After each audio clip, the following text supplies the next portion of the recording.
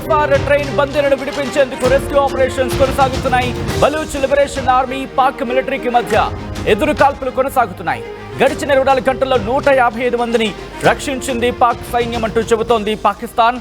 క్వెటా నుంచి పేషావర్ వెళుతున్న రైలుని హైజాక్ చేసింది బలూచ్ లిబరేషన్ ఆర్మీ. హైజాక్ చేసిన టైంలో రైల్లో 450 మందికి పైగా ప్రయాణికులు ఉన్నారు.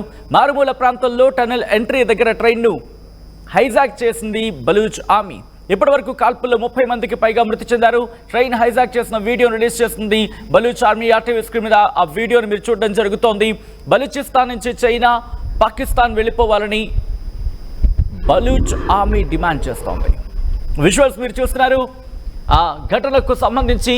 ఎందుకంటే ఆ ఘటనకు సంబంధించి ఒక్కసారి ఫ్రమ్ ద బిగినింగ్ ఆ విజువల్ చూసే ప్రయత్నం చేద్దాం.